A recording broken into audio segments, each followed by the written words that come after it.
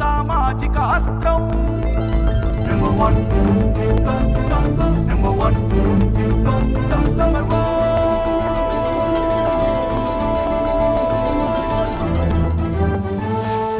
Number one. Welcome to number 1 news. This is Shravani. ఐపీఎల్లో Punjab Kings విజయ పరంపర కొనసాగుతుంది.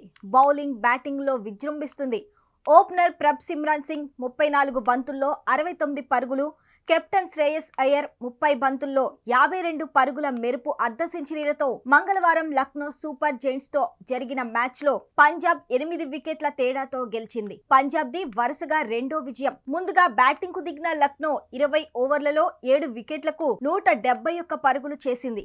నికోలస్ పూరన్ 30 బంతుల్లో 44 పరుగులు, ఆయుష్ బదోని 33 బంతుల్లో 41 పరుగులు, మార్క్రమ్ 18 బంతుల్లో 28 పరుగులు, అబ్దుల్ సమాద్ 12 బంతుల్లో 27 పరుగులతో రాణించారు. 172 పరుగుల లక్ష్యంతో బ్యాటింగ్ కు దిగిన పంజాబ్ 16.2 ఓవర్లలో 2 వికెట్లు నష్టపోయి 177 పరుగులు చేసి గెలిచింది. నేహల్ వదేరా 25 బంతుల్లో 43 పరుగులతో చెలరేగాడు. Prabh Simran man of the match గా నిలిచాడు. ఛేదన్లో పంజాబ్ ఆది నుంచే దూసుకు వెళ్లింది. ఓపెనర్ ప్రభ్ సిమ్రాన్ లక్నో బౌలర్లను ఆడేసుకున్నాడు. ఎలాంటి బంతినైనా ఎడాపెడా బాధేస్తూ బౌండరీల వరద పారించాడు. శ్రేయస్, నేహల్ వదేరా సైతం బ్యాట్లు జులిపించడంతో మరో 22 బంతులుండగానే పంజాబ్ గెలుపు సంబరాలు చేసుకుంది. మరో ఎండ్లో శ్రేయస్ చక్కటి సహకారం అందిస్తూ ఎక్కువగా ప్రభ్ సిమ్రాన్ కే స్ట్రైకింగ్ వచ్చేలా చూశాడు. ఈ క్రమంలో ప్రభు 23 బంతుల్లోనే హాఫ్ సెంచరీని పూర్తి చేసుకున్నాడు. ఆ తర్వాత కూడా పంజాబ్ జోరు తగ్గలేదు. శ్రేయస్ తో పాటు నేహల్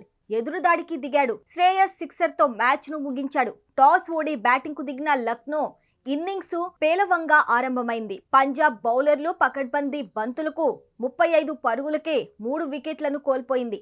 అయితే నికోలస్ పూరన్, ఆయుష్ బదోని అండగా నిలిచే ప్రయత్నం చేయటంతో జట్టు స్కోరు పర్వాలేదనిపించింది. రెండో వికెట్ కు పూరన్తో మార్క్రమ్ 31 పరుగుల భాగస్వామ్యం ముగిసింది. అనంతరం బదోని, సమద్ జోడీ వేగంగా ఆడి 6వ వికెట్ కు 47 పరుగుల జత చేర్చింది. వీరిద్దరి భాగస్వామ్యంతో జట్టు స్కోరు 150 దాటింది. మరిన్ని లేటెస్ట్ అప్డేట్స్ కోసం చూస్తూనే ఉండండి నెంబర్ 1 న్యూస్. సామాన్యుడి చేతిలో సామాజిక అస్త్రం.